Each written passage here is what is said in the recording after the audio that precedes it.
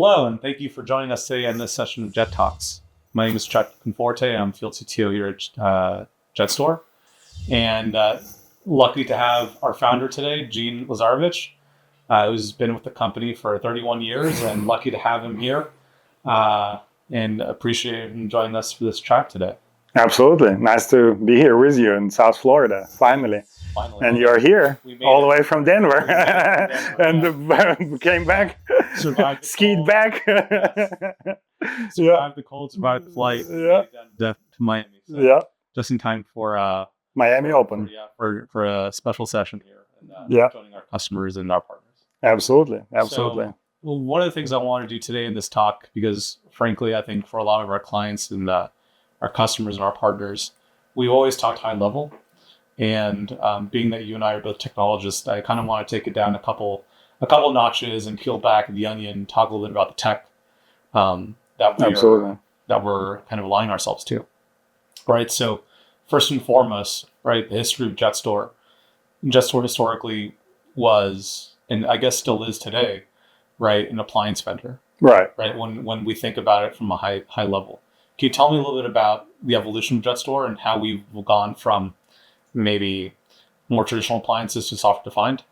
Yeah, absolutely. Yeah, when we started, obviously we were doing, back in 94, 98, like small, 4 gigabyte, 8 gigabyte drives, they were very small and they were, just very clunky and, like smaller refrigerator type things. And, you can only fit in like maybe 50 gigabytes.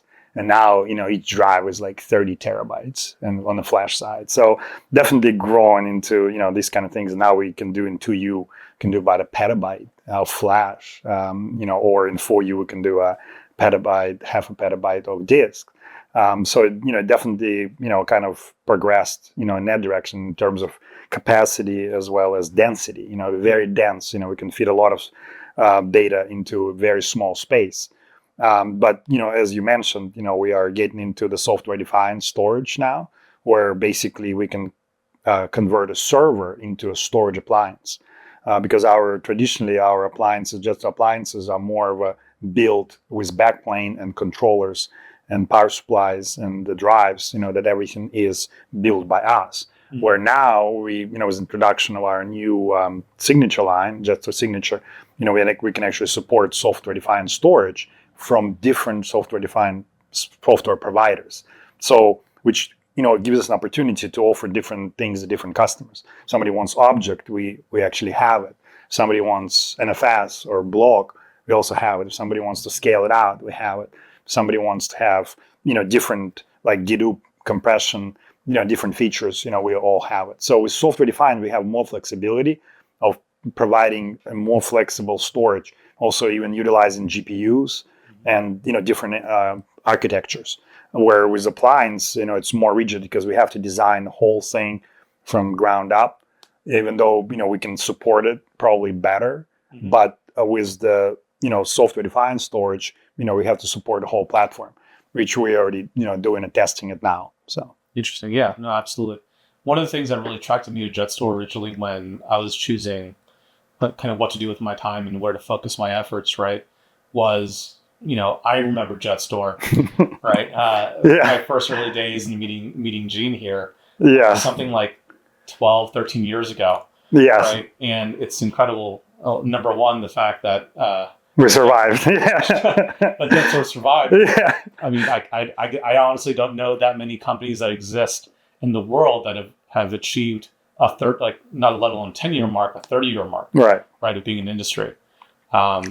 And the evolution of a product set going from 30-something years ago to today. Absolutely. Right? So what generation of product? We're actually on a 9th generation of our product. So it's pretty interesting. I think when we first met, we were maybe on a 6th. You were still probably selling, I don't know, maybe 1 terabyte drives at that time. Yeah. I mean, we were still looking at 7,200 RPM drives with, I IDE backplanes and, Right, 68-pin SCSI. Exactly.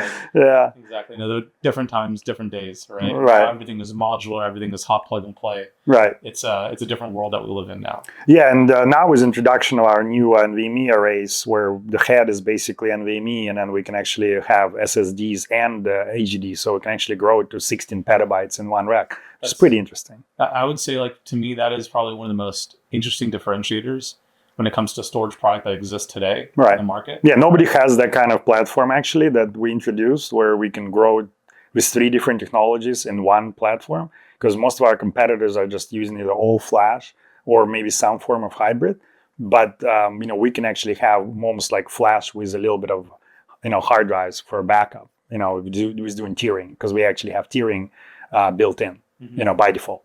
So that could be pretty interesting conversation. We actually just me and you had with hopefully our big partner here, which we won't reveal yet. But it was like 2.5 hour meeting, and I think it was a great meeting, and we had a really good in-depth conversation with them. Yeah, the thing that I really appreciated about that meeting more specifically was the fact that the art of storage, right? Storage is a science, but at the end of the day, there's an element of art.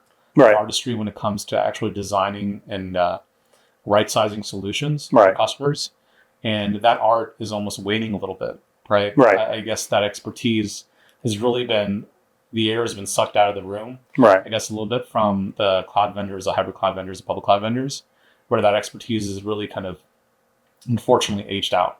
And to identify a partner like the one that we spoke to recently down here in this market, that truly understands not only the value of storage, but the idea of actually creating an entire storage platform portfolio, right? And being able to selectively choose the right technology to fit the right use cases, and the value of creating a hybrid architecture, where you can select high performance for the right application for the right tier, but not be locked into a rigid structure where, I have to go buy another array or another system or another object storage system where it adds additional layers of complexity management, FTEs, overhead to the business, where I can now have it all centralized in one platform. Yeah, and also what was interesting is most of these guys were architects, storage architects, and actually worked at end users managing large amounts of storage.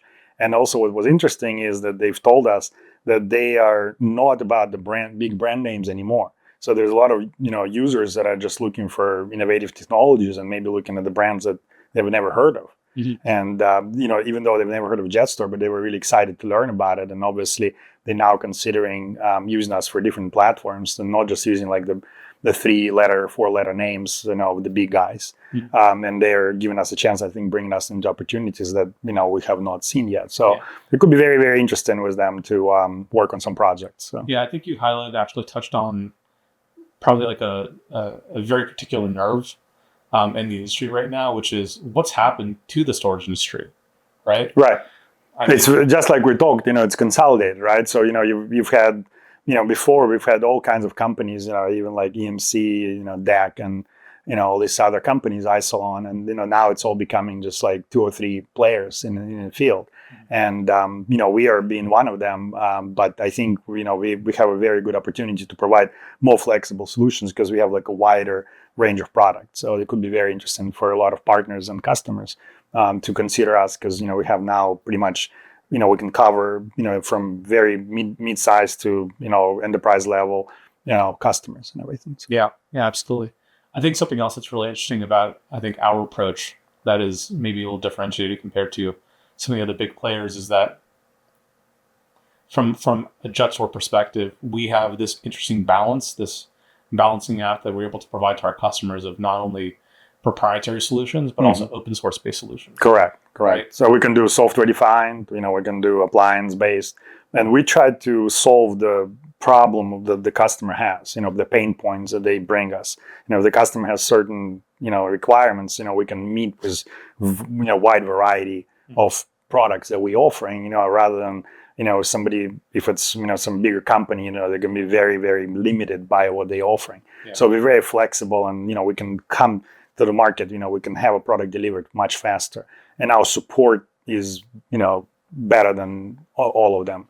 because we provide 5 years. We're very impressed with our 5-year warranty, advanced replacement and everything. So we have obviously local support. Right? Yeah, it's standard. Yeah. We have a local support. Out of Pittsburgh, Florida, Arizona, Texas. We can do it all. Fantastic. Yeah. I guess one of the last questions I have for you is kind of looking into the future, looking into your crystal ball, right?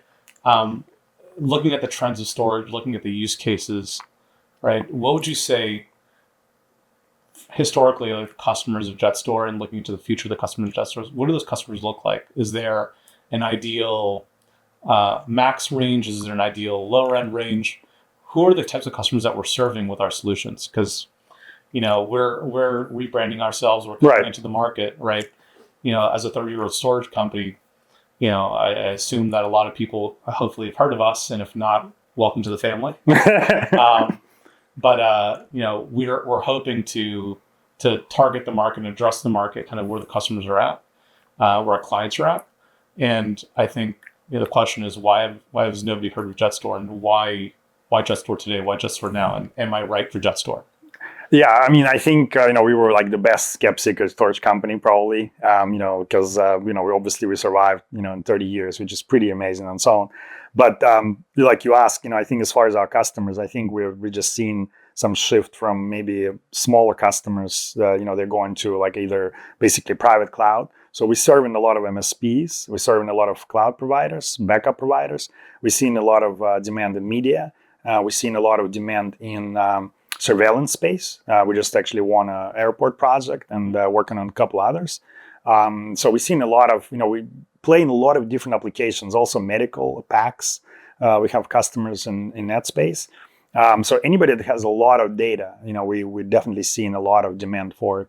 And with object, with our signature line, we're seeing even for our backup customers are now looking for object storage. So we'll be working on that. New projects that are coming up, with object because of the encryption. Yeah. So a wide range of products, wide range of healthcare. I heard healthcare. I heard manufacturing. I heard video. I heard surveillance and security. Yep. Cloud backup, government. Cloud, we do a lot of projects with U.S. government, with Navy. We just got an order from U.S. Navy for our advanced weapons lab. So we're going to be shipping those arrays out. Actually, fiber channel. So fiber channel is not dead. Yeah. That's it. Yeah, it's just like I said. Nothing is really dying. Fiber channel, iSCSI, object, NAS. It's still going to be around. Everybody has different tastes and different preferences, and we can basically cover it all. We can, a very wide range of products. Yeah. So ultimately, I guess the takeaway here is that not everyone needs a Ferrari, even though everyone would like one. Right. Sometimes you just need something that actually just works at the right price point that makes sense for the business and for the use case. Exactly. And not be kind of oversold or, driven to overspend on things that, fantastic numbers on paper, but in reality, are you ever going to really truly use it? Or is it right for what my use case is? Right. It's going to, just like you said, it's going to get you from point A to point B, basically. But, we do have some features that are enterprise features that, customers are using it, like snapshots, replication, compression and dedupe. So, we're able to provide that. And, of course, we always talk that JetStor is equals affordable, reliable, easy to manage storage. That's what we've been doing for 30 years, and that's what we're going to keep doing for the next 30. Fantastic. Well, Gene, thanks for having me. Thank you so much, man. I really appreciate you being here, and I will see you out on the court. That's right. If you won't be playing, we'll be watching. Yeah. All right, folks. Thank you again. I really appreciate you joining us, and see you later.